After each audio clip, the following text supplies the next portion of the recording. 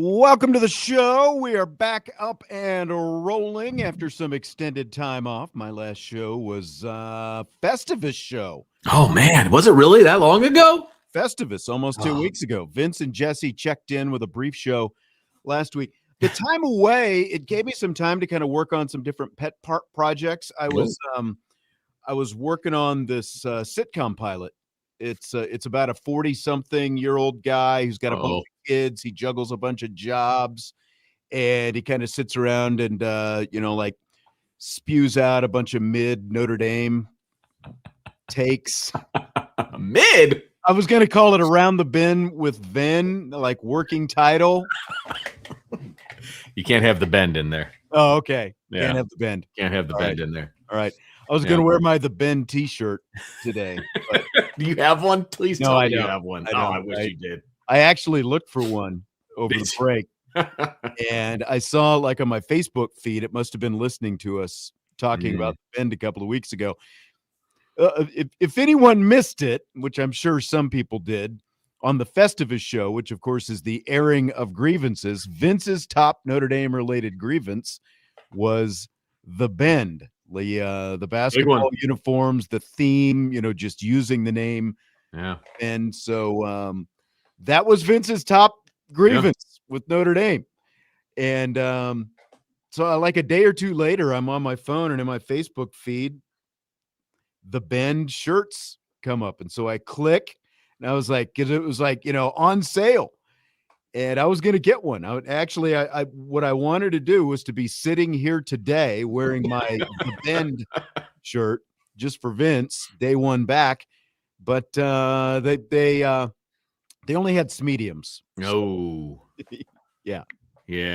It's just it's a bit of the whole Bend thing. It's just a bit of a reach. It's a big time money grab. I see that the men, their next home game is going to be The Bend game when they host Clemson next week. Wonder if the officials will be wearing the Bend t-shirts. I know.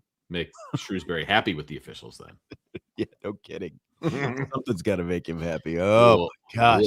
Woof. Crazy that the most viral, probably college basketball anything so far this season was Micah Shrewsbury going after officials. It was not good, Sean. I know. It was not good, but we're going to talk about that at some point. But we will. I got a lot to say on that one, too. We will. We've been away, so we got a lot of things to actually talk about on today's show. I did want to mention some big news to pass along today.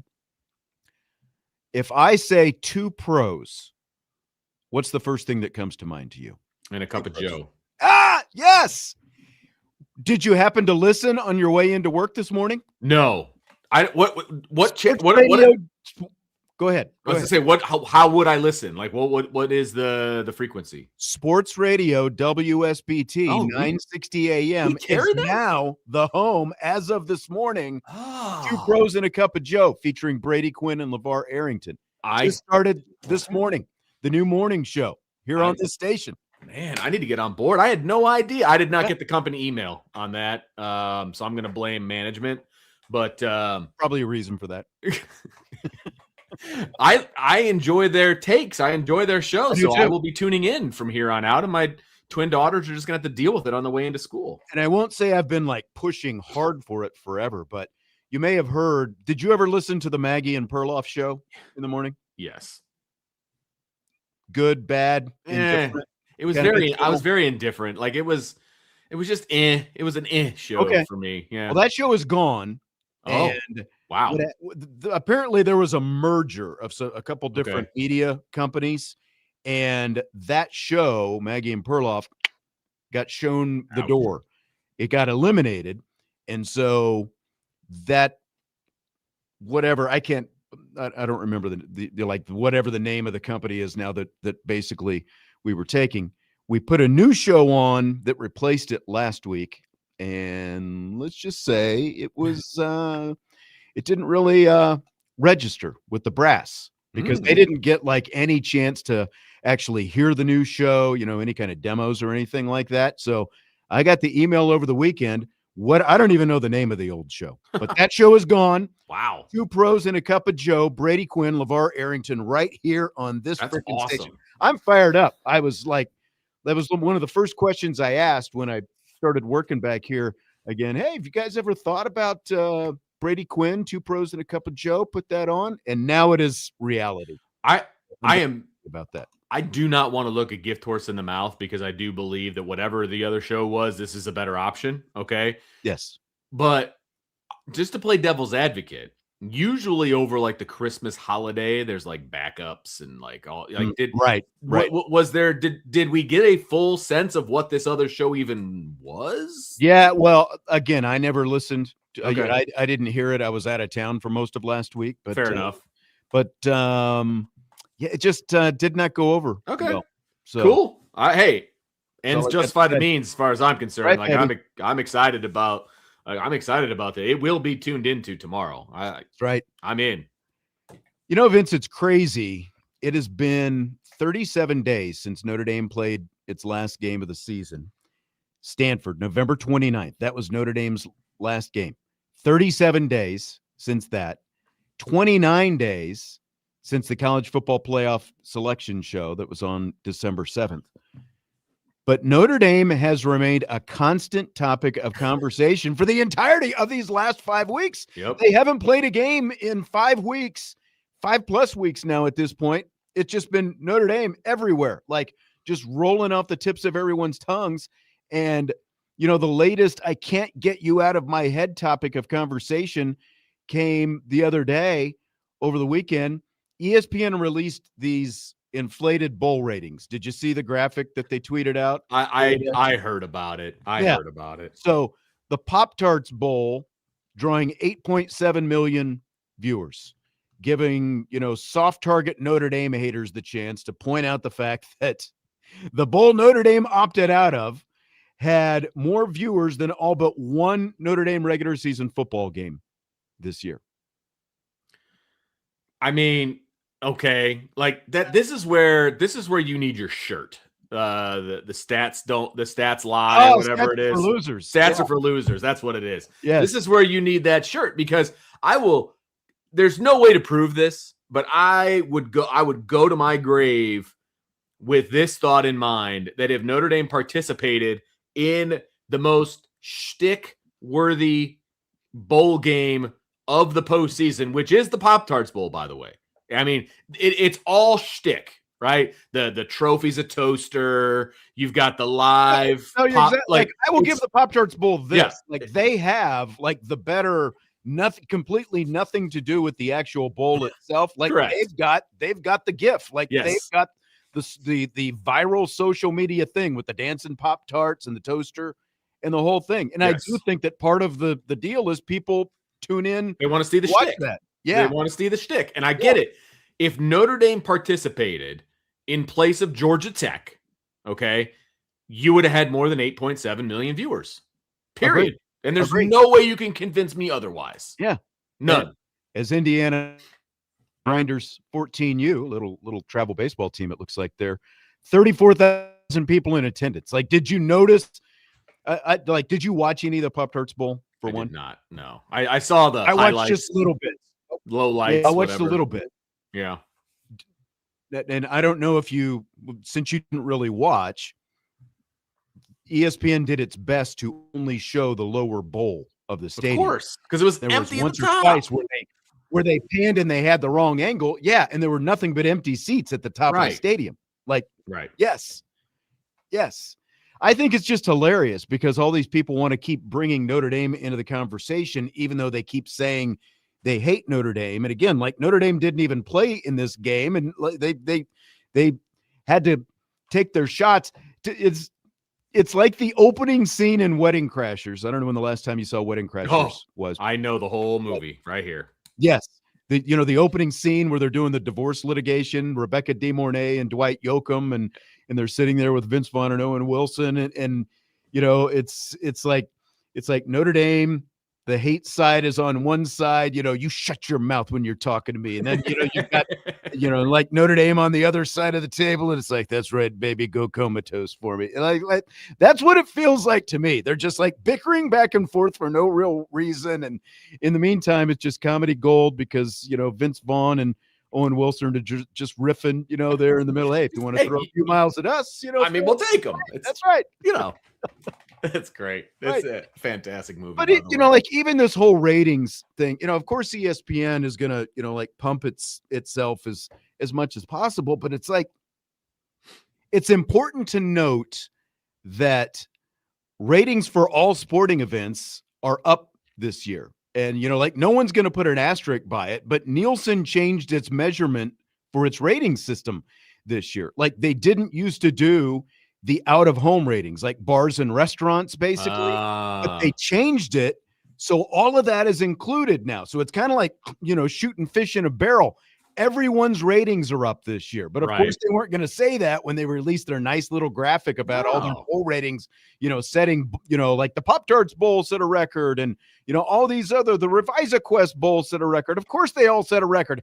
Everything is setting records this year because Nielsen changed the ratings system. And so all ratings are up, but, like no one wants to mention that. And of course, like anyone who wants to take their sideways shot at Notre Dame is not going to mention that either. But, but the other thing as well is comparing bowl game viewership to regular season viewership is like that's an apples and orange situation because like all these bowl games are in standalone windows. Like ESPN isn't going to counter program itself, there was no bowl game opposite of any of these bowls. The Pop-Tarts Bowl, go down the list, it's just like Thursday night football, Sunday night football, Monday night football. They're all standalone windows. Well, during the regular season of the college football season, like every game that's on whatever, pick your network, there are other games on at the same time. So there's a big difference when you're trying to compare viewership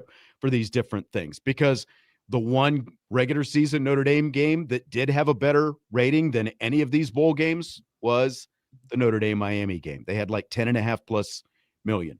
And why? Well, part of it is Labor Day weekend, and they had a standalone primetime. Yeah. Like exactly. It's not that hard to figure out. Right.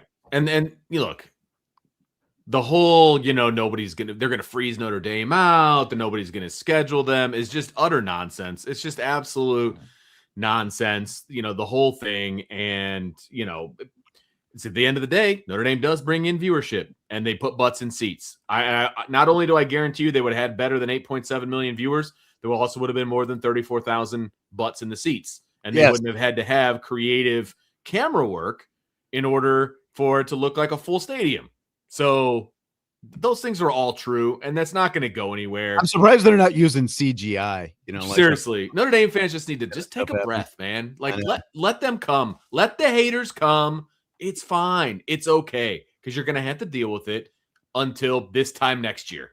Like that's what you're going to have to do, and that's it. It's fine. It is what it is. Well, we've got a lot of fired up people in here to talk about the transfer portal and the fact that Notre Dame has been, I don't know, maybe stuck in idle a little bit. The start of the transfer portal. It's day 3. It's actually day 4, but there's fine. Yeah, I get what you're saying. Yeah. Well, and the other thing is, the first few days were all visits. Like that's the thing. Like nobody was getting commitments on the 2nd or the 3rd. No, I know. It's like I realize, there are a lot of Notre Dame fans freaking out that 4,500 players are going to go someplace other than Notre Dame because they haven't committed within the first, let's call it 3.5 days to be fair. Like whatever you want to call it. It opened on Friday. We've had the weekend and today.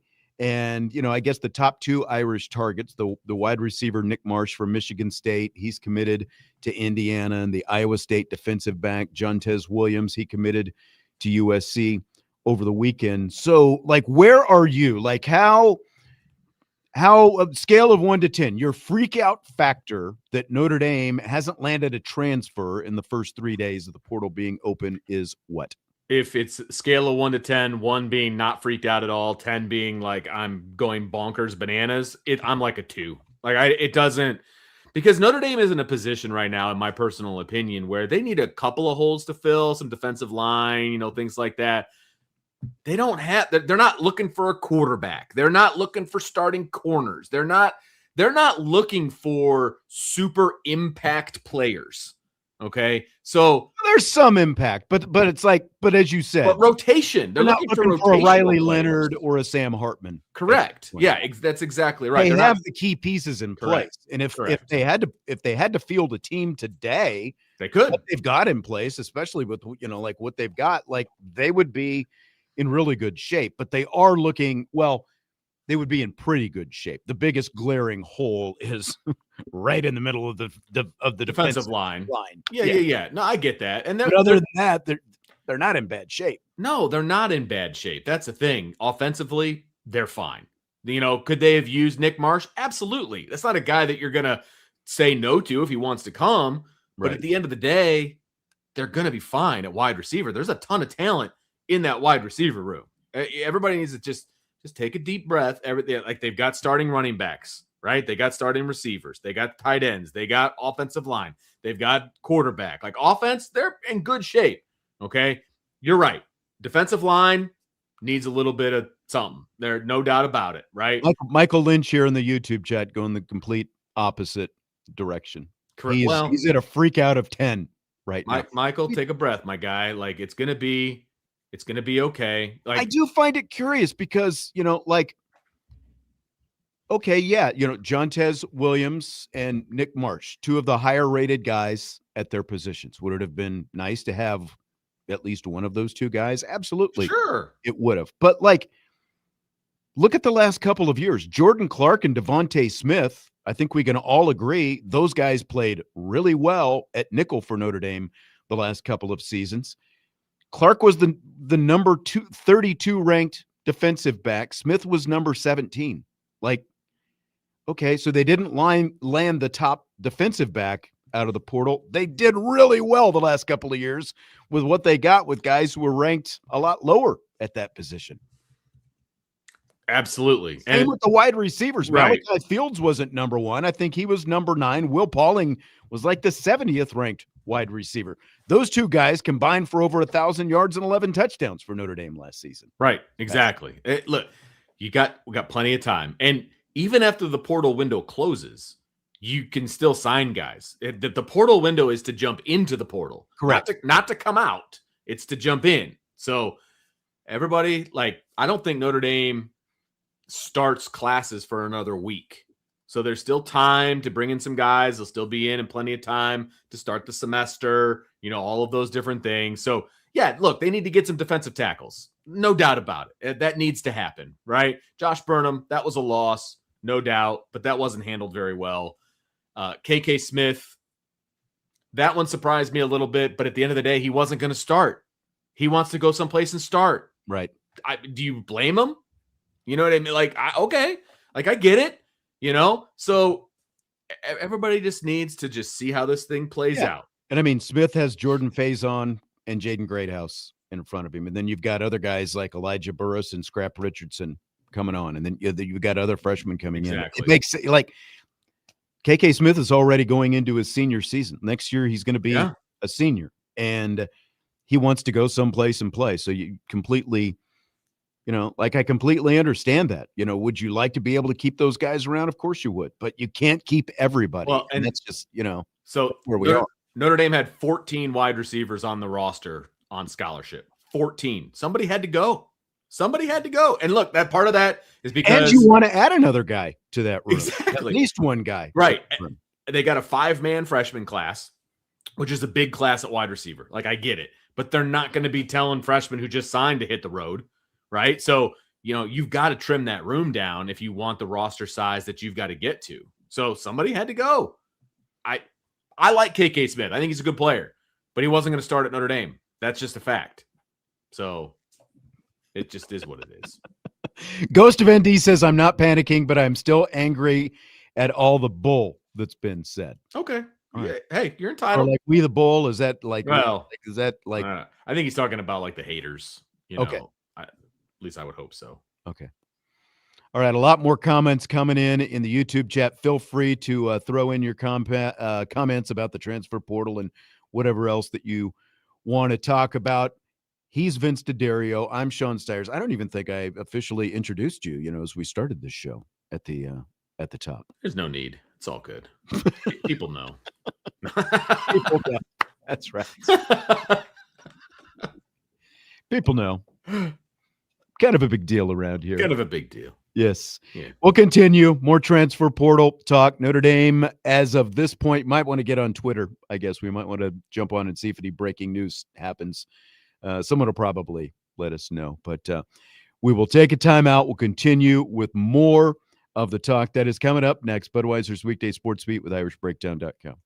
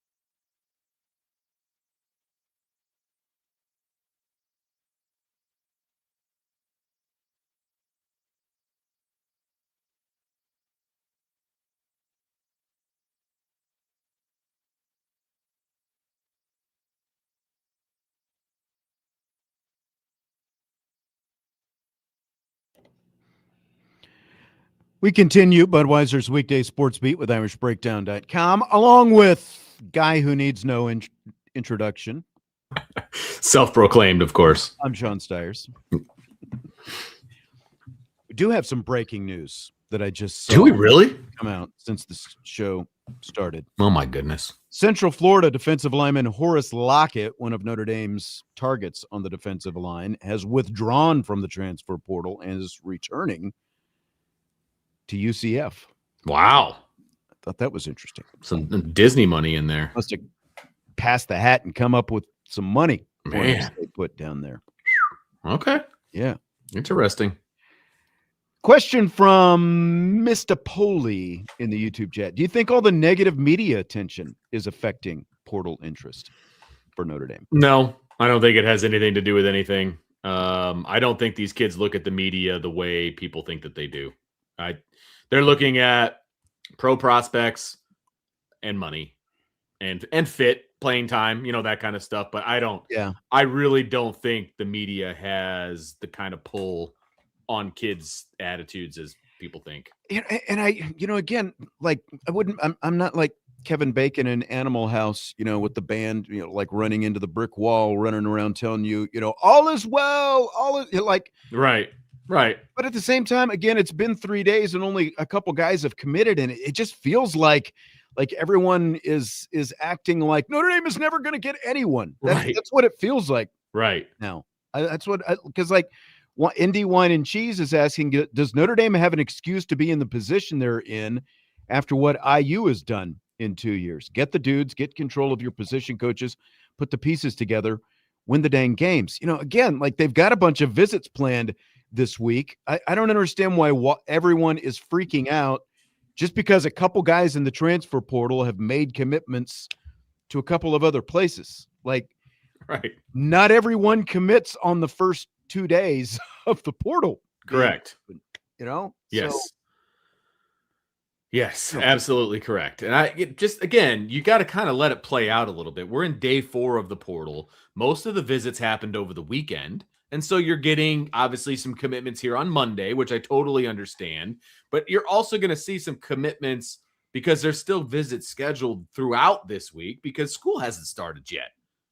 So things are still progressing. Are there still targets on Notre Dame's board? Absolutely. Did they miss on some guys? Absolutely. But that's the game. That's the game that we play. So, I feel like everybody just needs to just take a breath. It's okay. Emma Eckstein says, I think the freak out is that Indiana seems to be building a superhuman team in the portal. Because they're losing so many guys at the end of this year, though, too. Notre Dame has a ton of guys coming back. They have back. relied on the portal a lot more than Notre Dame has, obviously. Yes. Well, Notre Dame still has a great recruiting class coming in. Yes. By the way, the number 2 class in the country, for those who might have forgotten. I don't know where I use it. Recruiting class. But it wasn't number 2. No, not even close. Right. And that's they've got to shell out the money. And, they've got some donors. Just ask Mark Cuban. And it's going to be interesting to see. Look, so far, IU has defied what every other school has tried to do up to this point, which is build your roster through the portal year in and year out and continuously be successful, right? So they're 2 for 2, right? They're 2 for 2 so far. Can that be sustained? Because now the players from his last stop are now getting out of there because they're graduating out. You've got a bunch of 1-year rentals and they're graduating out. So can you continuously sustain success through the portal? So far they have, which I didn't think they would be able to because nobody else had done that up to this point. USC couldn't do it. All these teams that tried to do it couldn't. Colorado couldn't do it. Correct. Exactly. I'm bringing in my Gucci or whatever, my Louis. That's what he said. I'm bringing in my Louis. Yeah. Well, Louis got you 8 wins. So, good for you, I guess. Can IU continuously sustain that? I think that's still a question mark, but as of right now, the answer is yes, right? And so they are going to be more aggressive in the portal than Notre Dame is going to be because Notre Dame doesn't need to be that aggressive in the portal because they're just filling some holes. IU's filling a roster. That's the difference. Again, it would have been great to have Nick Marsh, the Michigan State wide receiver, absolutely ultimately committed to Indiana. But at the same time, when you look at what Notre Dame has on the current roster, it's not like Notre Dame is hurting for wide receivers by any means. Jordan Faison was still Notre Dame's leading wide receiver last year, and he's coming back, and that's a really good thing. John Stryker, though, saying, quick question. I know that Nick Marsh was scheduled to visit Notre Dame. How does someone decide so quickly without ever visiting? Is it just the dollars? I mean, the dollars are part of it. It's a big part of it. But apparently Cignetti is telling guys when they visit, you've got to make a decision before you leave. He's threatening them, basically. Yeah. It's the hard sell. It's the hard sell. Yeah. And Notre Dame does the exact opposite, by the way. But it is a little bit odd considering Indiana, as of right now, doesn't even have a quarterback for next year. And Notre Dame has CJ Carr. That it makes it so was the money that great? I think I don't want to speculate because I don't know. But to your point, he is doing that. He's like, hey, we're going to take your commitment now or you're not coming, which is the hard sell. And it's working for him, obviously. And that's fine. I get it. But, the other, I don't know how, like, again, is that going to continue to work? I don't know. But the money had to have been part of it as well. I mean, it had to have been part of it.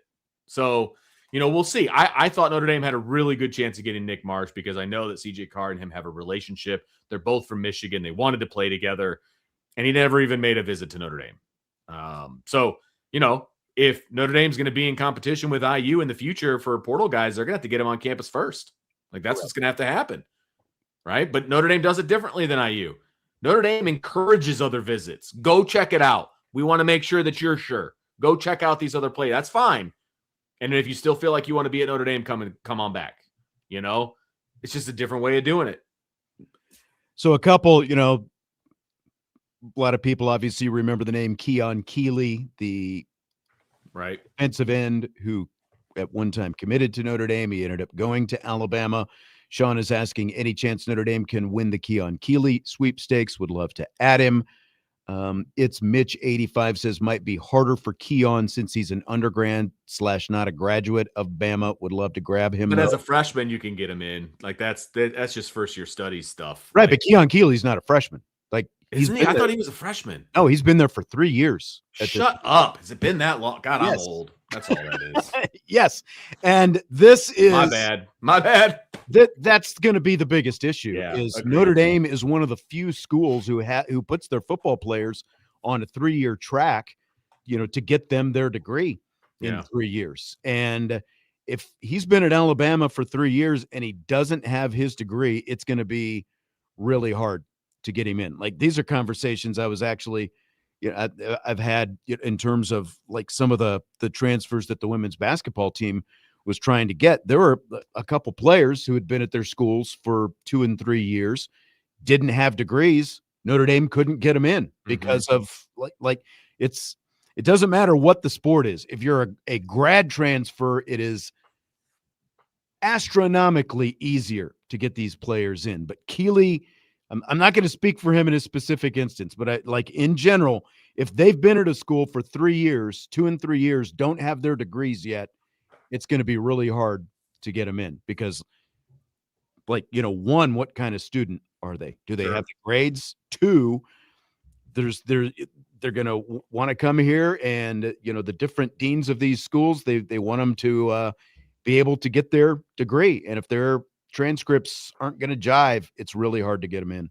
Oh yeah, 100%. I mean, the kid that came over from Northwestern, he didn't have his degree yet, and it was really hard to get him into Notre Dame. These are top quality academic institutions, and it's hard to get these kids in. I mean, that's just reality, And so I completely agree with you. You can get kids in early if they've been at a school for a year. You can get them in because that's a lot of first year study stuff, or a graduate. Those are the windows really to get into Notre Dame. Those are the windows. Yep. MC 2737 says he's just here for the unbridled panic. It's actually been a little bit more chill than I thought it was going to be. There's been some panic. There's a few. Wouldn't call it unbridled just yet. Yeah, there's a few. And look, I will give IU all their flowers, by the way. They are doing, Cignetti's doing things that have never been done before. And I give him a lot of credit for that. The only thing I question is it sustainable year in and year out. That's all. And time will tell. And he'll probably prove me wrong again because he continues to prove me wrong, which is great for them. Well, we talked about it last off season. It was an advantage for him to be able to bring some of those guys from James Madison, because even though they're a group of 5 caliber guys, which means they were probably like 3 stars at best, and even below that he was bringing over but to be able to just bring them and compete in the Big Ten was saying something. But he had it just in terms of having guys who were obviously bought into what he was selling, and to sell the rest of the roster on that, even though you were bringing them from different places. And a year later, he's still got some of those guys like Surratt, a few others that are on the roster. But again, it's like you keep adding and you also continue to elevate the play of your team in a place that had not, it would have been a win for Cignetti last year just to go 8-5 and get to a bowl game. Yes, 100%. Let alone the college football playoff. And to do it 2 years in a row and to be sitting there 14-0 is just like no one has ever done anything even remotely close to what Kurt Cignetti has done. He's the first one. Not even close. He's the first one. I mean, again, there have been schools that have attempted to build their roster through the portal. And I'm not talking about filling holes and doing things. I'm talking about building your roster through the portal. Like you almost said, like I use rosters almost completely different from what it was last year and what it was the year before. Like each year, this is a new invention of what IU football is every single year. And is that sustainable? Well, it has been for 2 years because they've lost 2 games in 2 years and they were both last year. Right. And one was in the playoff against Notre Dame at Notre Dame in one of the best crowds I've ever seen. So, kudos to what they're doing. They're playing by the rules. They're doing everything that they're supposed to do, and they're being successful at it. Because it is much easier to do it now because of the transfer portal and because you can pay these guys. But at the same time, if it's because of the fact that there are paychecks on the line, you can get a lot of guys who are going to, sign on the dotted line for that paycheck and then potentially show up and, locker room killer, like attitudes and all those things. Again, short term, he's obviously stirred his way around that and he's got guys to buy in. How sustainable is it? That's a question. But that's for them, that's a question for another day because now they're in the freaking semifinals and they're still alive to win a national championship. 100%. They're in the Final Four. I mean, again, you tip your cap. Like, okay, well, you're doing it. So, because even Texas Tech, at least for 1 year, they've done the same thing. A completely non-traditional, college football program. They've had some wins. Obviously, their most successful seasons prior to this year was when Mike Leach was there. But even Leach wasn't taking them to BCS bowls and that kind of thing. They were just they were just a nice 9-3, maybe 10-2 type program, as the ceiling, and that was it. But the transfer portal coupled with all the money that you can pour into things now has just completely changed the game for everyone, and they've benefited from it. Yeah, and I think people also need to understand that right now at Notre Dame, they are still going to be a recruiting from the high school level focus, right? They're going to dabble in the portal. They're going to fill the holes. They're going to do the things that they need to do. They're not going to just throw out blank checks to guys to get them to come in the portal either. Right. I mean, that's still going to be a reality that people need to understand. What do you think about this from Irish Fan for Life? He says, the question is Notre Dame, Mike Martin, obviously the general manager, and the higher-ups going to get more creative with their NIL package to compete with all these big spenders? Is it an issue just because 2 guys out of the portal have gone to another place, or do you just need to be a little bit patient and see how all this works out? Because, Notre Dame has done really well in the portal. Like last year at the defensive tackle positions, they brought in Jared Dawson and Elijah Hughes. Neither one of them was a huge name. And that position is one of the most in demand. Like teams need defensive linemen, interior linemen, guys with size, things that Hughes and Dawson brought. And while neither one of them played at an All-American level, they both played really well. Absolutely. Notre Dame. Yep. And that's a position of need, and they went out and addressed it. And they had not been able to do that previously. And it's obviously still a position of need right now. So just because Notre Dame has not signed these guys on the first weekend of the portal being open doesn't mean that Notre Dame has been a failure and they're lagging behind. I don't think. It's just a matter of, okay, they want to get these guys on campus, and there were guys on campus today. They're going to be guys on campus the rest of the week. And I think that ultimately it's going to play out fine. Now, if they don't obviously add a couple defensive tackles. We're having Sure. another conversation here Right. in a few weeks. But, I mean, as of right now, the plan is still in place. Like nothing, like I don't think anything as far as they're concerned has fallen through, other than the fact that a couple of the higher profile guys have ultimately signed at other places. Right. But I think that there's still, a pretty concerted net that's been cast, and I think that they're confident that they're going to get some of the guys who they really want to get out of this deal. It is a situation where Notre Dame's NIL packages are just fine. Like the guys that are on the roster are doing just fine. They're not going, like I said, they're not going to be writing blank checks for guys in the portal. I just don't see that being the case unless they're looking for a quarterback or they're looking for, something along those lines. Then maybe they get competitive and maybe they do those kinds of things. I just don't see that being the case. They're the number 4 team in the country recruiting class this year. They're doing what they need to do, and that is their focus. That's who they are. And until they change their focus, that's going to be who you are at Notre Dame. And if you're a fan, you got to kind of get on board and don't be upset with it because they told you. Marcus Freeman told you that's what we're going to do.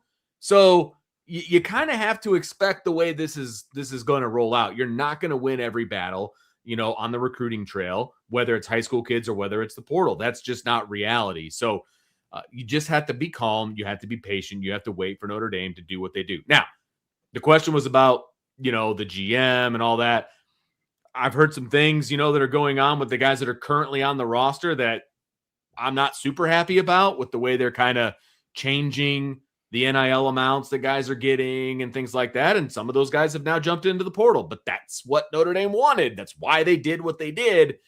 I just don't know if I agree with the evaluation. And there's still the rev share part of it as well. Absolutely. Like that, even if it might not be coming from NIL specifically, there is still the rev share. And, Pete Bavacqua has said that Notre Dame is going to pay out the top of the rev share. Like it sounds like their rev share pool is a lot more like not every school has to go to the top end, but Notre Dame is going to go to the top end. So that's still a factor as well. So there's some give and take. There's some balance that comes with it, even though it might not all specifically be coming out of that NIL pool. Notre Dame's rev share is going to be, based on what Pete Bavacqua has said, is going to be as competitive as anyone out there. Right. Absolutely. So again, we'll see how things play out. There's a lot of time between now and when Notre Dame's done signing guys. And again, they're not looking for game-changing guys right now, in my personal opinion. If somebody wants to come, they'll take them, right? But they're pretty set. Like Notre Dame's roster's in pretty good shape, in my opinion.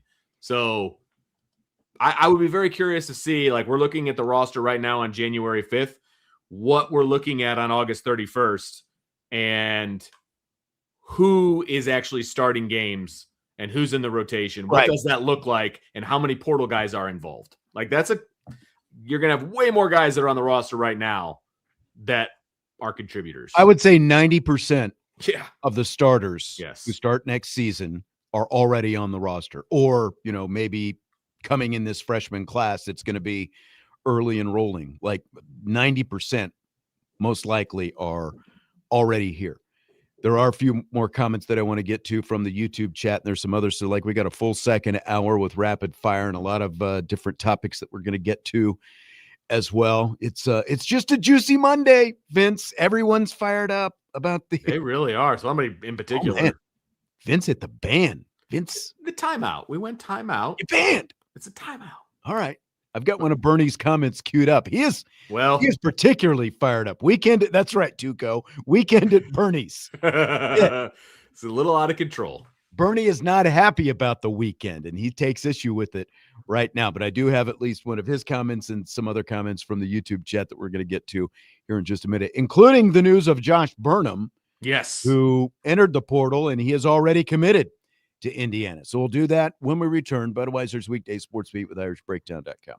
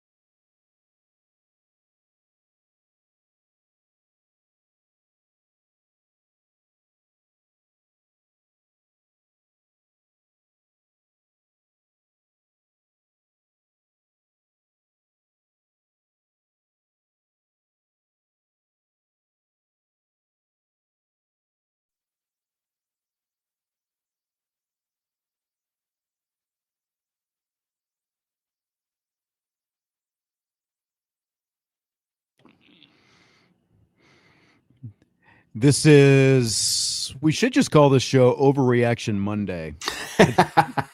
Because, I mean, I think people are more fired up today than even after Notre Dame got. Now, granted, I didn't do a weekend show like the Sunday that Notre Dame got left out of the playoff, but we did obviously a show the next day, and everyone was pretty fired up about. Oh yeah, like people are just through the roof right now with what's going on or what hasn't gone on with the transfer portal. Man, Vince, I know that you put Bernie in timeout. You already had a star, though. You were ready. Started up for one of his comments before you put him in timeout. He says Notre Dame needs to do a complete overhaul of how they get players out of the portal. Disaster. Again, it's 3.5 days. Not a disaster. How is this? Like if Notre Dame is sitting here 2 weeks from now and they're in the position that they are in today, which is with 0 transfer portal commits, then yeah, that's a total disaster. But the portal just opened, and it is going to be open for 11 more days. Mm-hmm. And there's still a lot that can happen. Like there's a lot that can happen even before we're talking at this time tomorrow. Like now, did I think that they were probably going to open this weekend and it was going to go like boom, boom, and there were going to be a couple of commits? Yeah. But look at how Marcus Freeman has played this the last few years. They like even with Riley Leonard and Sam Hartman, like those were pretty poorly kept secrets in terms of like we knew those guys were going to commit, but even they didn't commit the first day the portal opened, right? Like there's a lot that's going to happen still. I'm fully confident that they're going to make pretty key additions, and some of them, yes, will be by the end of the week, but others might take a little bit longer. Like they want to make sure, like these are strategic pieces that they're going to add. And as Vince said at the top of the show, they're not adding quarterbacks like Sam Hartman and Riley Leonard, like guys that you absolutely have to have. Like, so I'm not going to freak out because they haven't added a couple of guys and because a couple of guys have committed at some other schools over the first weekend. Right. Yep, absolutely. I'm not worried about it at all. There are plenty of names that we're hearing that Notre Dame is going after who have not committed anywhere, And look, I'll be honest with you. I'm more nervous or worried about who the kicker is going to be next year than anything else. Like that's the one spotlight position that Notre Dame needs to knock out of the park at this point because they've got one kicker on the roster and he's not even a real kicker. So like you need to go get a kicker in the portal. Okay, so Mike Hockner, thank you for the super chat. Yeah, man. He says, if we're not looking for game changers, then nothing will change. Well, what was really bad this year? Like, did we all think that Notre Dame deserved to be in the college football playoff? Yes. Were the 2 losses, mostly attributable to the fact that you had really poor defensive performances the first 2 games of the season? Yes. But do you have most of the guys back from your defense from a year ago? Again, yeah, specific need, defensive line, tackles specifically. Yes. Like, what was so bad?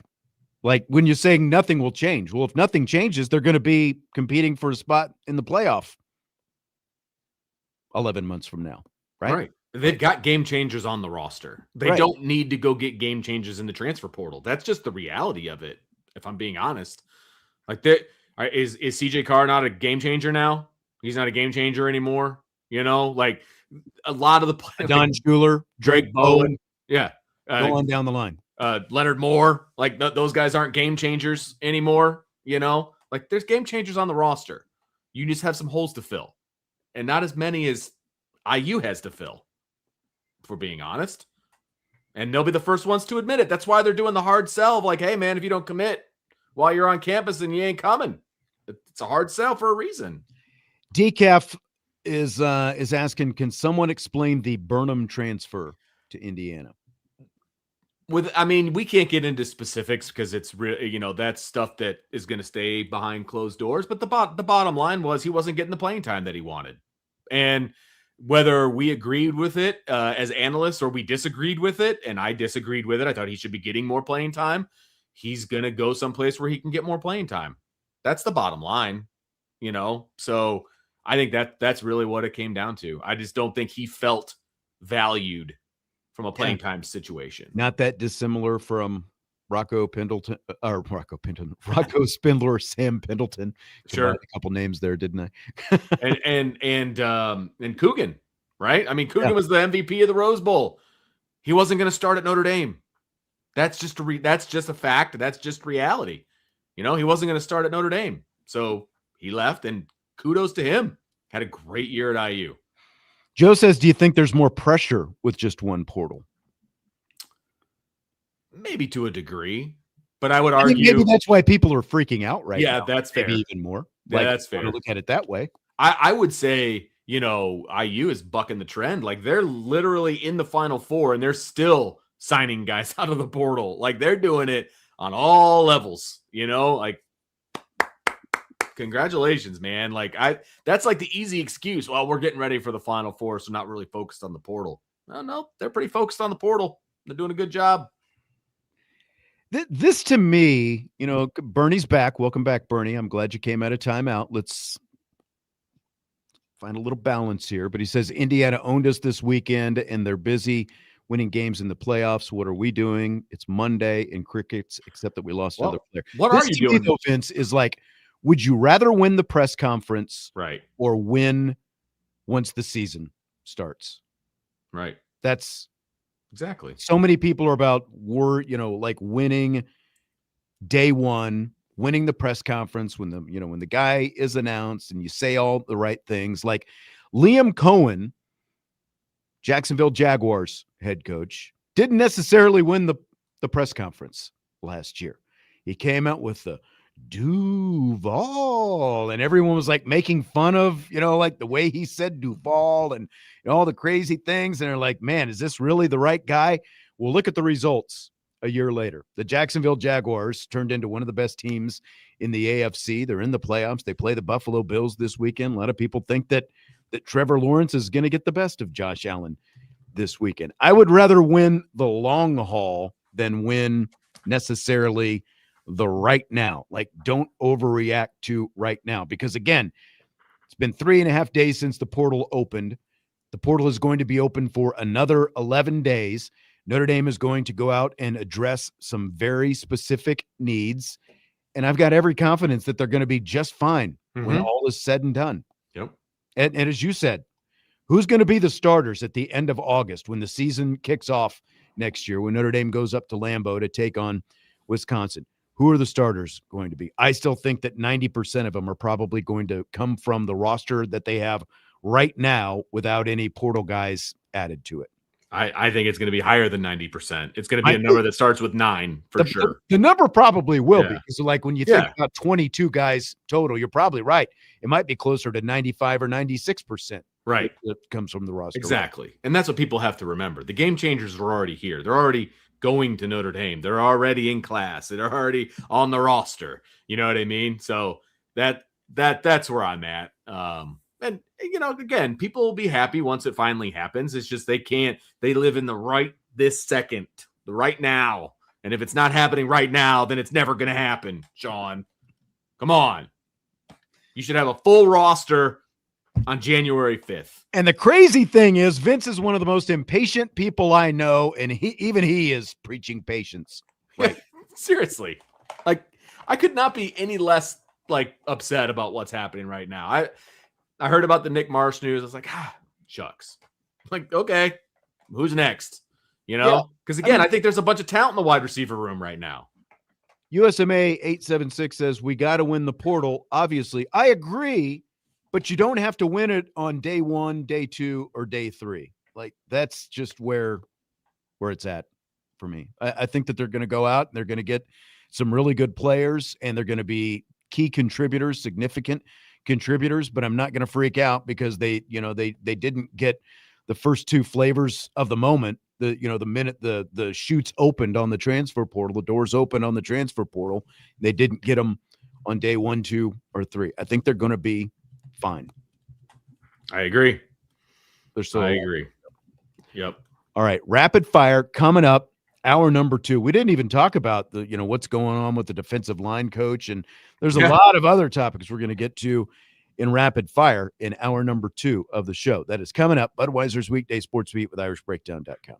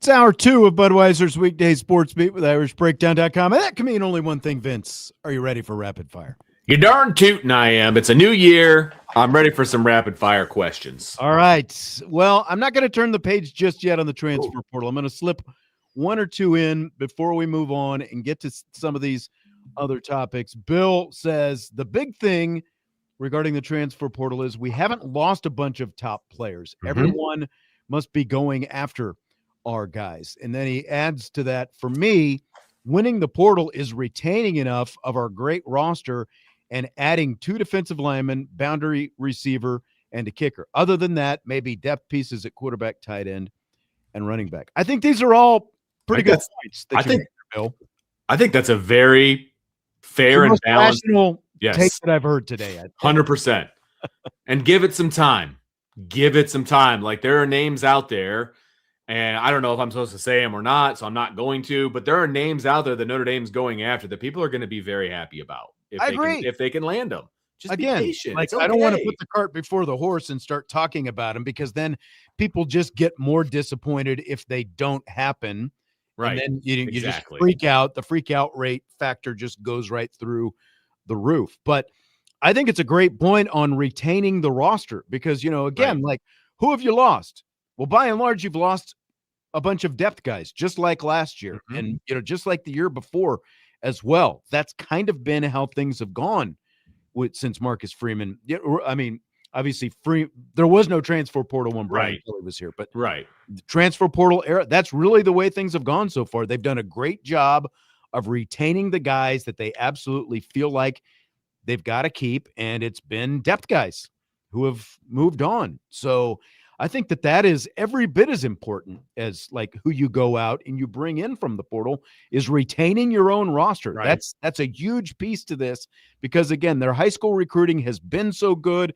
It's continued. It's elevated this year. They've got a great freshman class coming in. And so I think that is a huge factor in all of this that I think has largely been overlooked by the people who are disappointed that they didn't make a bigger splash in the first week into the portal being open. Yeah, and I think that's a very key thing to remember and understand. Notre Dame's not losing starters. If they lose a starter, it's to the NFL. Yeah. And that's where you want to lose a starter to, right? I mean, they're not losing the Leonard Moores of the world to another school. You're not losing, for example, Leonard Moore to an Alabama or to, insert school here. It doesn't really matter, but you're not losing your top flight starters to other schools like other schools are losing. Like, they're losing their starters. They're losing their starting quarterbacks. They're losing their starting left tackles, things like that. Notre Dame's not losing those kind of guys. Those guys are leaving to go to the NFL. They're leaving to play at the next level. Or, quite frankly, a wide receiver who everyone speculated all season long that was bound to hit the portal. Like, right. Exactly. Still around, isn't he? Right. So people, Notre Dame is just fine. They're just fine. Right. Give him a second. The guy's grandpa popped in on multiple shows during the season and said he's not going anywhere. Right. And then he got shouted down by fans who were sure that, what does this grandpa know? Okay. All right. Cool. Yeah. What does his family know? Come on. It's amazing. It's just amazing to me. Okay, so maybe the biggest thing that did happen for Notre Dame this weekend was moving defensive line coach Al Washington to linebackers coach to replace Max Bulla, who, of course, is now the co-defensive coordinator at Michigan State. Then just a few hours later, we found out that Notre Dame hired Indianapolis Colts defensive line coach Charlie Partridge to coach the defensive line. So, Vince, what did you think of these moves?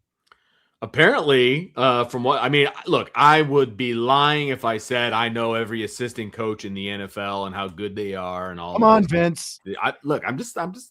What are you doing? But from what I can, searching every assistant coach in the NFL to find out his worthiness, how he's going to stack up once he goes to a major college. I know, right?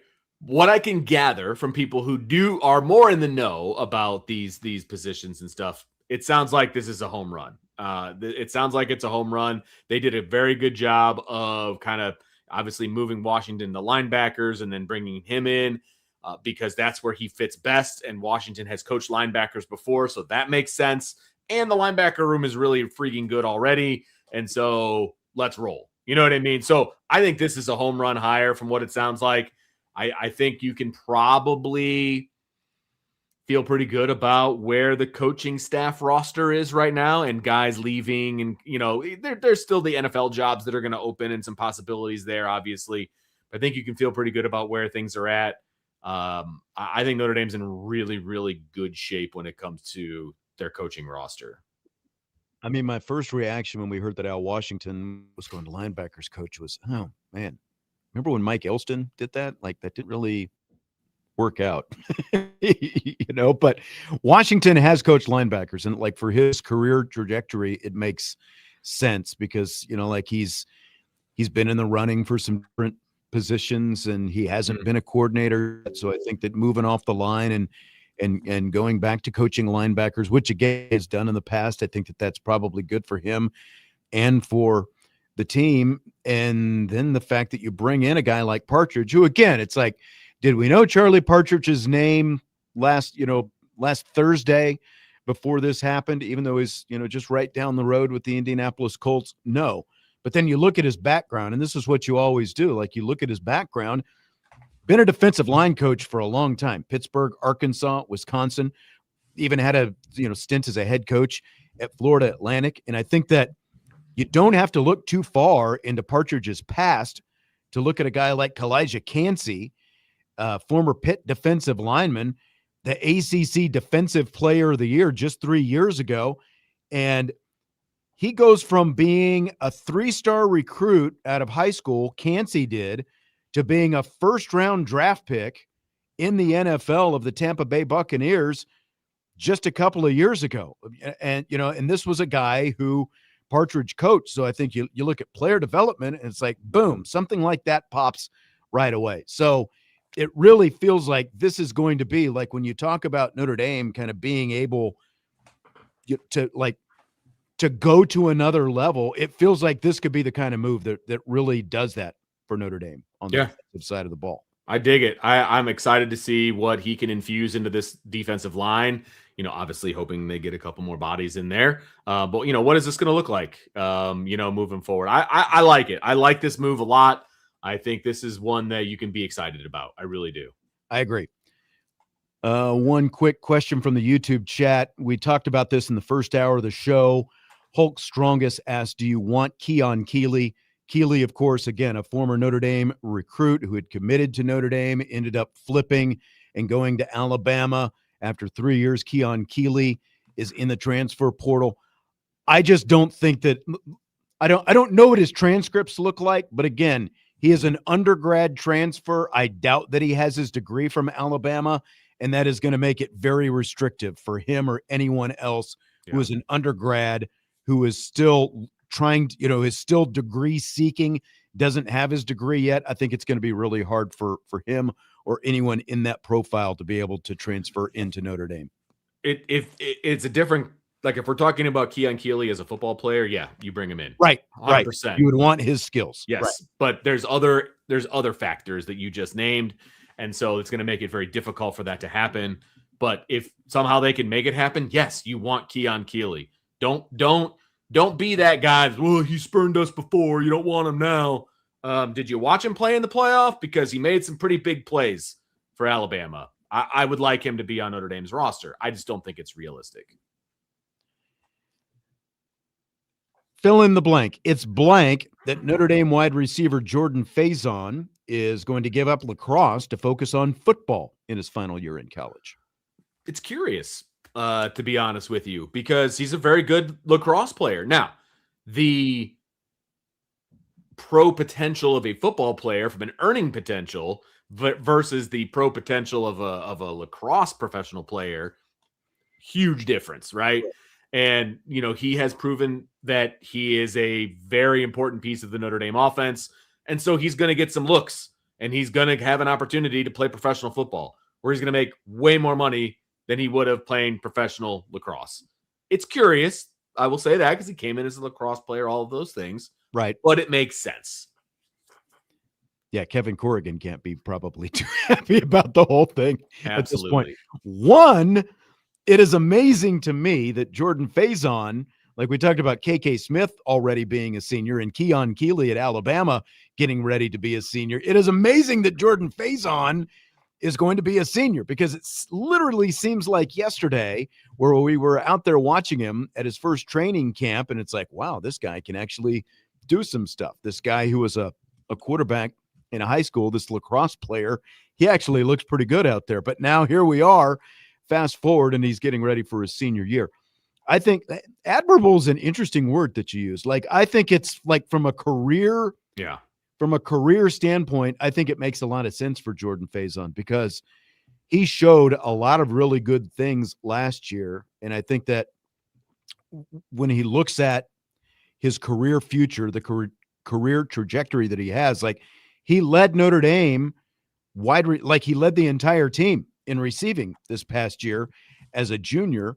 And that's while he was also splitting time. You know, he wasn't splitting time during the football season, but he was splitting time in the off season with the lacrosse team. And they had to find ways to balance that in the spring. And I think that he's got to feel like if he devotes himself full time to being a college wide receiver, again, a guy who wasn't even a wide receiver in high school, he was playing quarterback in high school, and to come in, like, I think that he's got to feel like he's going to give himself a really good chance to play in the NFL going forward. So I think it makes a lot of sense. Yeah, it does. I like Faison to do it. And I think that it's also going to ultimately benefit Notre Dame and CJ Carr and the whole offense even more. The fact that he's given that up and he'll be full-time in the spring now, right?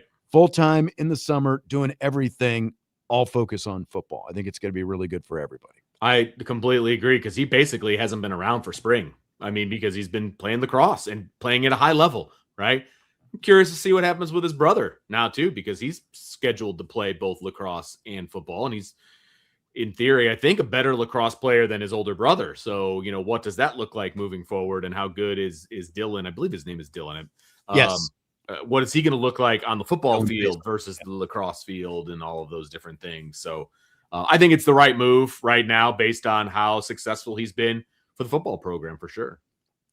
Fill in the blank. Fighting Irish linebacker Drake Bowen posted The Last Dance. Let's run it back on his Instagram account over the weekend, and you see that as a blank move. I mean, he's trying to get excited. He's trying to be, you know, basically be a captain, which I appreciate. I'm not a big fan of the run it back stuff. I don't know why. It's a weird phrase to me. Like, you want to run back this season? Like, I don't know that's really what you want to do, but obviously that's not what he meant. He wants to come, you know, be back for another year and, you know, that kind of stuff. So yeah. It's great. He's excited about it. He's ready to get after it in the off season. Okay, cool. The Last Dance is what jumped out at me more than the let's run it back thing. But obviously we know that he's coming back. Like, to me, like The Last Dance, I mean, what do you think of when you hear The Last Dance? You think of the Michael Jordan Chicago Bulls, and like they just did the doc, the 30 for 30 a few years back. But like, to me, like I respect the fact that, like, you know, you always hear like most of these young guys don't know anything about history or, you know, like any, you know, like, okay. The Last Dance is a reference to something that happened well before Drake Bowen was even born. So I like the little throwback reference that he made there. I think Drake Bowen is kind of a throwback guy in a lot of ways. And I respect the Last Dance reference that he made there. And, you know, it's like, it's kind of a circle the wagons kind of thing.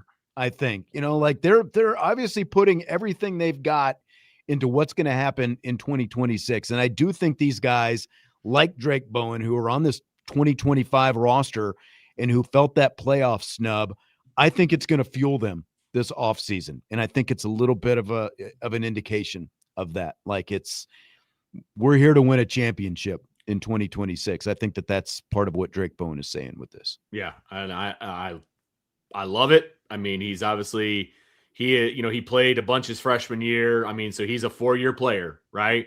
And I was a little nervous that he might jump to the NFL draft, to be perfectly honest with you. So I'm glad that he's coming back for his 4th year. That's big time. I like this from Michael. We need to I'm going to cut that clip of Vince saying, I think his name is Dylan, as if he doesn't know his own son's name. I like that. Well, yeah, speaking of, he just tried to call me because he's obviously oblivious to the fact that I actually work at this time. Maybe he heard you say, I think his name is Dylan. And you don't even know my name? Say my name. Say my name. Say my name. All right, we'll take a break. When we come back, more rapid fire with more Notre Dame topics, including Pat Coogan. And did you see that Sunday night football game last night? Ravens Steelers. We've got that coming up and more on the way. Budweiser's Weekday Sports Beat with IrishBreakdown.com.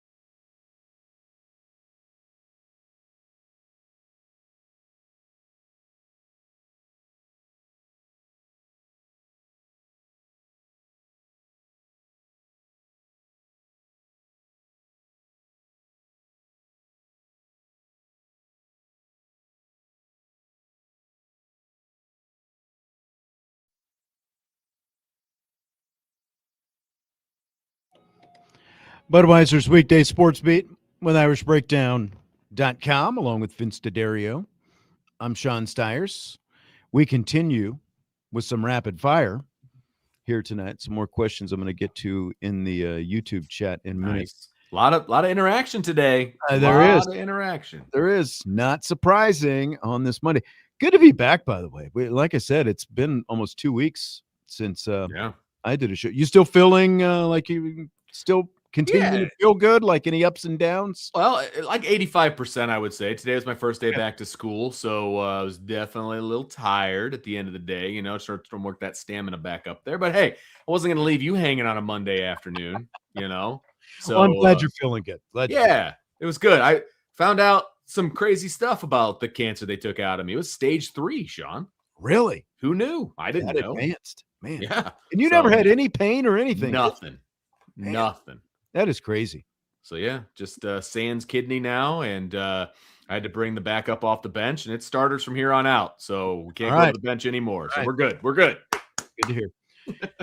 So Pat Coogan was named the Rose Bowl MVP for Indiana last week, former Irish center. Did Notre Dame miss him this season more than maybe we thought they might? They missed him as their sixth man, because of the injuries, no doubt about it. Look, Pat Coogan is a good to great player. He was exactly what Notre Dame needed last year. He helped spark that run. He did all of those things.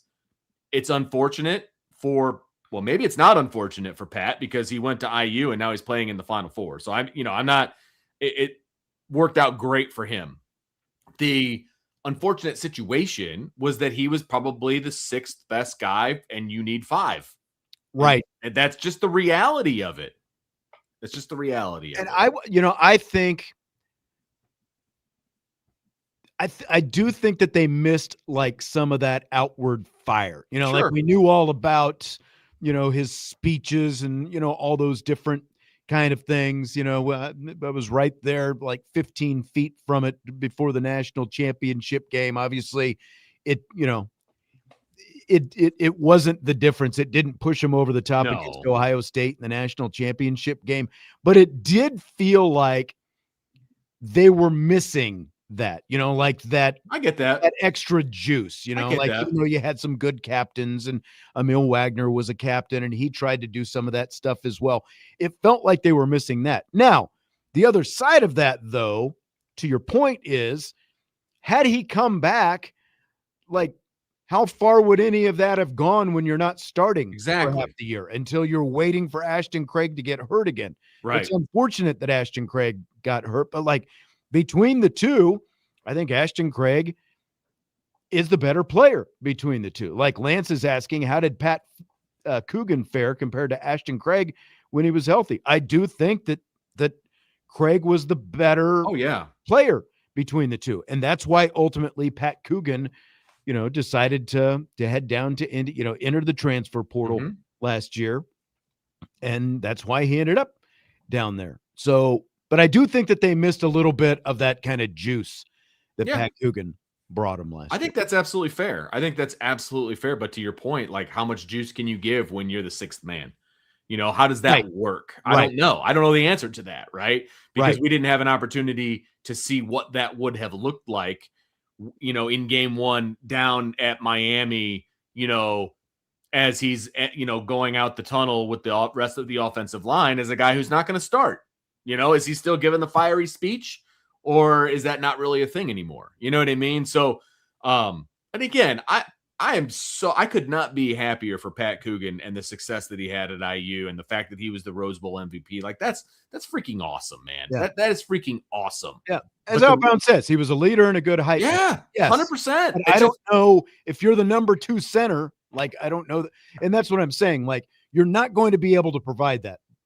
Where at the same time, I do think that maybe that that's something that the line was missing.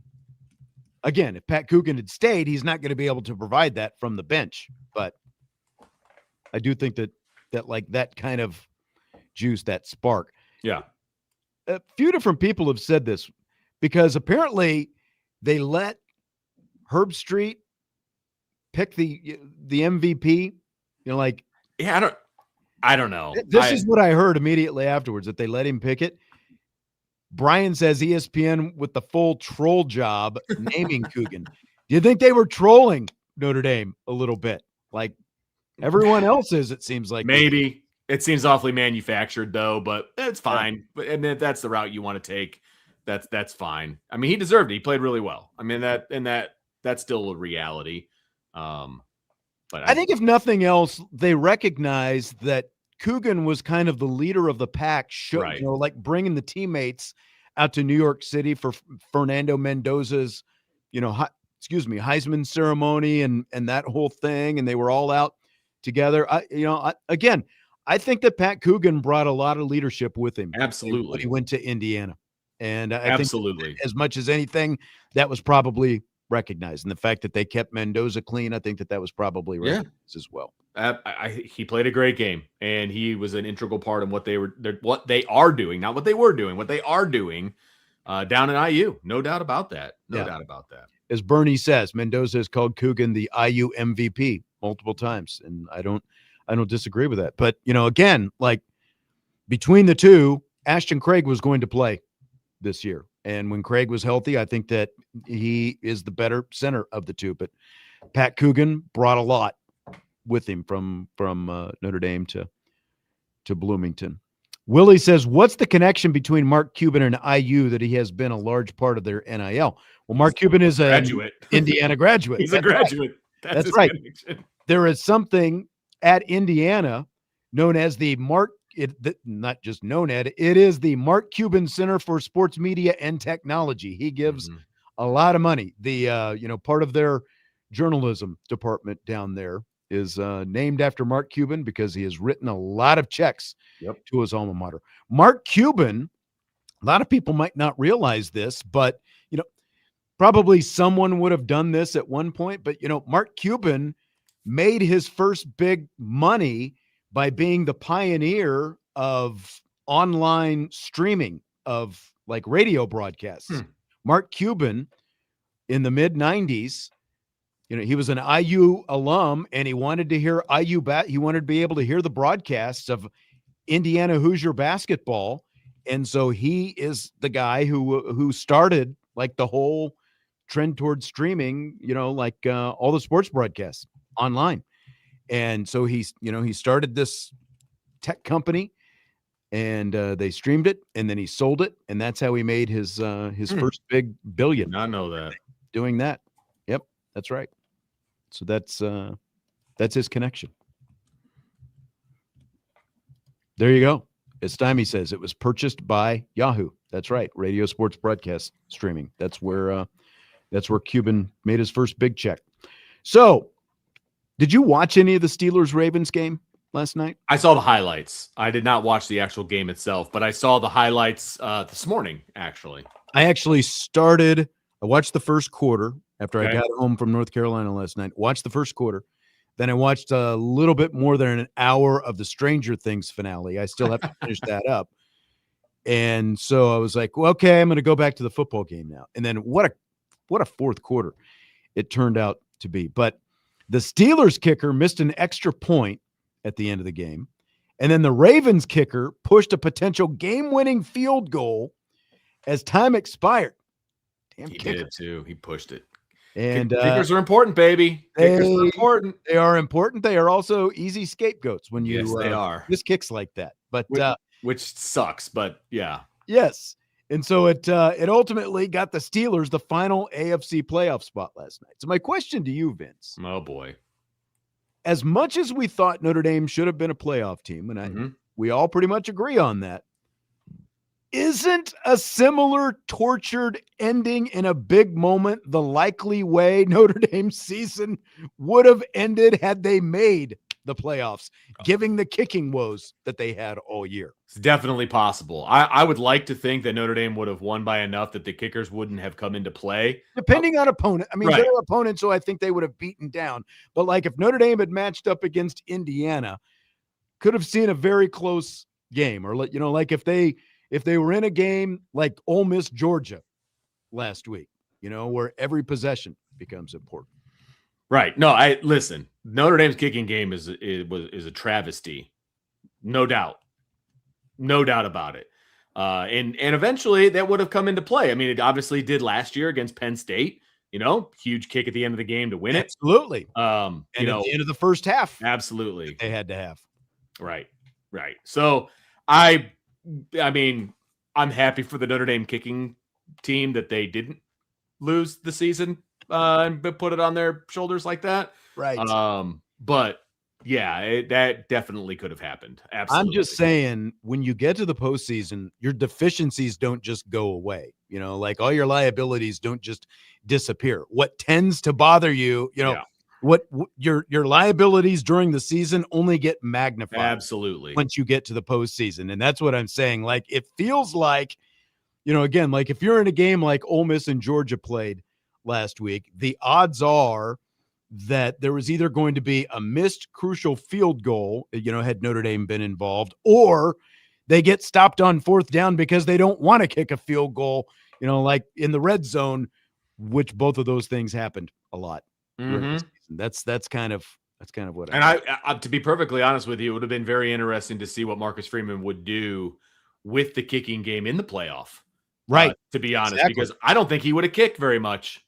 I No, really don't. I think you would have seen Notre Dame go for it on an awful lot of fourth downs, even in the red zone. I really do think that. right. You're either going for it or you're punting because, you're probably not, like if you're in that territory, but your whole philosophy, your whole strategy changes because of the fact that you've had so many kicking issues. So It would have been a fun topic of conversation throughout the playoff, though, wouldn't it? Of like Marcus Freeman's, decisions on fourth down, exactly. it would have been interesting because we certainly would have been talking about it. Very interesting.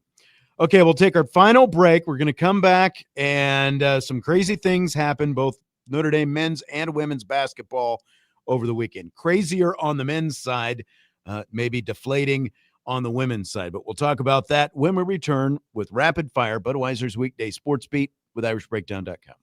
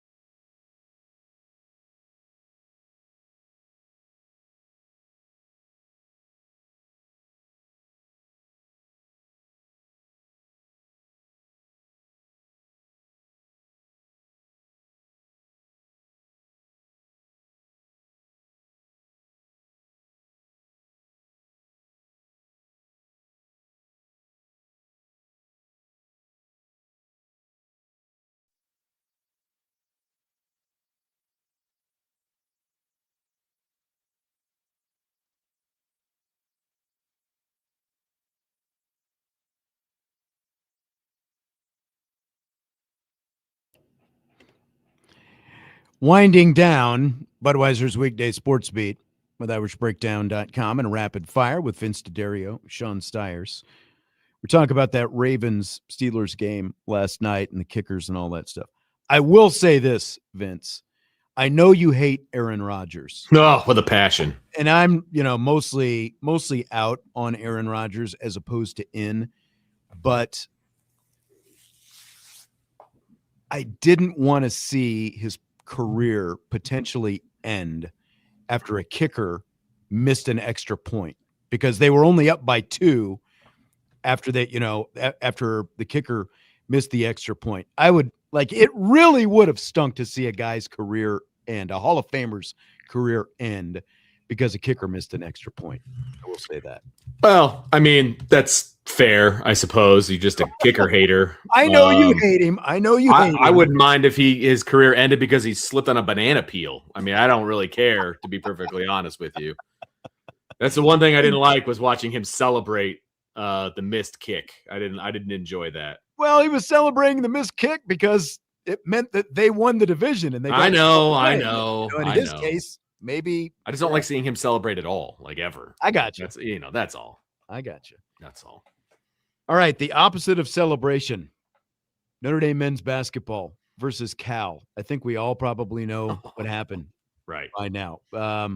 Micah Shrewsbury goes viral, and like I said earlier, probably the most viral moment of the college basketball season with that controversial ending. What did you think of the whole situation, Vince? Okay. Well, let's start at the top. Okay. Right? It was a horrible call. And then they reversed it, which was the correct call. And then they reversed it again. Right. A horrible call. Like you want to give officials the opportunity to fix a mistake, and calling that foul the way that they did was a mistake. That was an absolute mistake. How was that any more a foul than the two, fouls that Imes attempted as the guy was bringing the ball around midcourt? Like, how was that any more a foul than that? Yeah. Awful. Just an awful, awful call. Having said that, you still can't do what Micah Shrewsbury did. Oh, man. Like, that was about as unprofessional as you can get. Yeah. And just totally threw a wet rag over the entire game, over the entire scenario, over the bad call, over all of it. All you saw was him chasing after the official, and the official turning around like almost smirking at him, which I thought was actually pretty funny. Like, what are you going to do? What are you going to do if you actually catch up to me? What are you going to do? Right. That's exactly correct. It was just a really, really bad look. And of course, then he issues an apology the next day. And it was just, I would love to take everybody back to his opening press conference when he talked about he's here to win national championships. And I was like, whoa, let's slow down a little bit. This is a really hard thing to do at Notre Dame. And, let's, baby steps. And everybody was like, no, he's here to win national titles. Well, we're 3 years in and he's chasing after officials. Like, how's everybody feeling right now? Yeah. Were you surprised? I was surprised that he didn't get more of a punishment from the ACC. Yeah. Just, basically barely even a slap on the wrist. It felt like with the statement that they issued. It's like, yeah, we're aware of it. The matter's closed. That's it. Moving on. I wonder, if everybody wants to jump onto the conspiracy theory train, like maybe they just feel bad about how they treated Notre Dame football. So they're like, well, we'll just let Shrewsbury chase after officials. Like, it's whatever. You just can't do that, though. No. It's just. Come on, man. Yeah. You just can't do it. Just a bad look. Like, it's just a really, really bad look because now everybody's talking about you. They're not talking like you were the quote unquote sports victim here beforehand. You know what I mean? Like that was a terrible foul. Like it was all of the things. And you had an opportunity to, go in and complain about the officials and do all the things. I was amazed to see Fran Fraschilla just continuing. Like, I don't know if you saw his tweets, Fran Fraschilla, analyst for ESPN, game analyst and the whole thing, former coach and all that stuff. He just kept doubling down on the fact that based on the new rule and this continuation rule, it was an obvious foul. It had to be called a foul. And then Mike Bray started chiming in, and there were plenty of people, like coach type people, officiating type people who agreed with Mike Bray that it shouldn't have been a foul. And it was nuts that it was ever called a foul to begin with. I don't even know that he even touched him, to be perfectly it was such a ticky-tack call in the first place. Right. And I realized they were trying to foul earlier and all, and they just didn't execute that particular game plan. Like, I get that. That's a failure on the player's part. But I don't even, I saw it in slow motion. I saw all the things. Like, I don't even know if he fouled at all, let alone to, through the shot. You know what I mean? Like, come on. It was bad. Exactly. It was bad. Yeah. Did you watch any of the women's games over the weekend, either Thursday or yesterday? No, I did not. But I saw the outcome, obviously, and I saw the texts from my father-in-law, who obviously follows both teams very closely. Mm-hmm. And he's like, "Oh, both teams are heading in the wrong direction." It was that kind of deal, and he's not wrong. So, so obviously you watched the women's games over the weekend because you're the play-by-play guy. Yes, I did, Vince. Yeah, and yes, so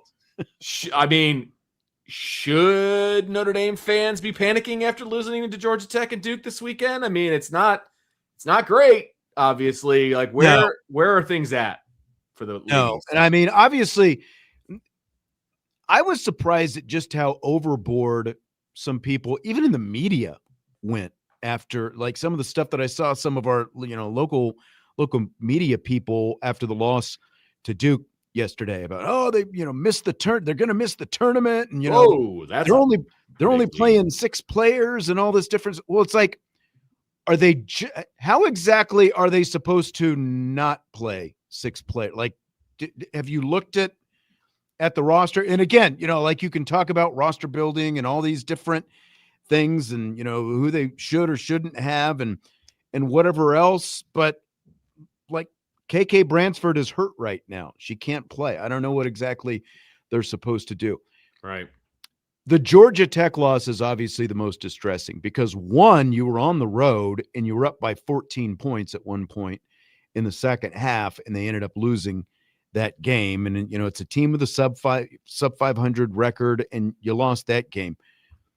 The Duke thing is a completely different story because it's a really good team.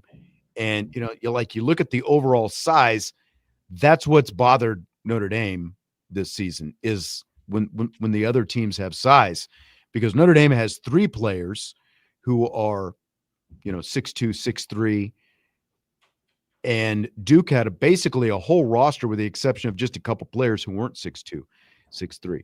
But they've only played 4 games right now. So I guess I'm surprised at the number of people who are like, "Oh, this team is, they can't cut it. They're not going to make the tournament," all this different stuff.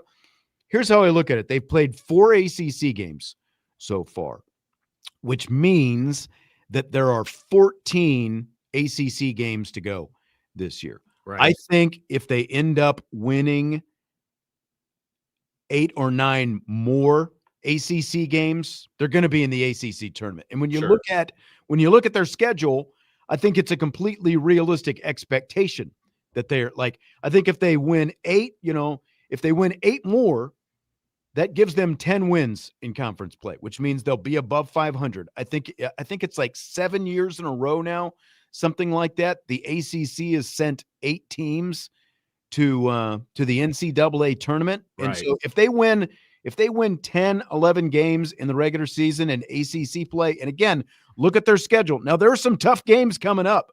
The odds are that they might lose a few more before they, find themselves in the midst of another winning streak because they've got some really tough games coming up. But I think if they get to 10 or 11 wins in the ACC, they're going to get an NCAA tournament bid. I think they're going to be just fine. That doesn't mean they're going to be hosting tournament games. Sure, the odds are probably pretty long on that right now, but I think that they're going to ultimately they're going to be right there. I still think that they're a tournament team, but a very rough weekend to say the least.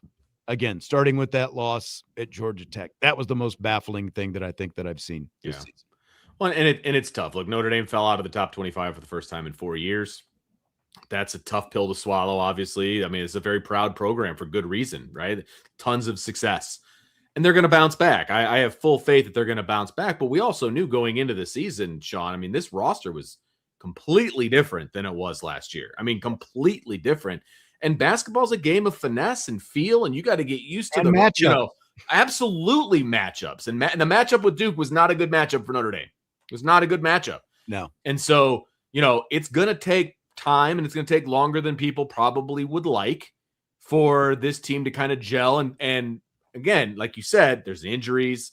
They're not at full strength. That's part of it. I agree with you. The women's game is very strong right now overall. Like the NCAA women's game it's strong. It's stronger than it's been in a long time. And so it's deeper than it's been in a long time. But Notre Dame's still one of the best, the top 68 teams in the country. They're going to get into the tournament. I fully believe that. Again, are they going to host? No, we'll see. But there's a lot of runway left in this season. I mean, we just crossed over to the new year, right? The games that matter are now being played. And they're going to be played in the future. So yeah, there's plenty of runway left. And they'll also get KK Bransford back at some point. And that's going to be a huge factor, as versatile as she is and everything that she brings as well. Again, like when you look at the fact that they've got a short bench right now. All right, we're going to wrap it up with that. Speaking of women's basketball, Vanessa DeJesus, she'll be a guest on tomorrow's show. Here we go. Got that coming up. We'll talk football at the start of the show. Vanessa DeJesus and rapid fire as always. Vince, enjoyed it as always. I'll talk to you later. Let's go. Budweiser's Weekday Sports Beat with IrishBreakdown.com.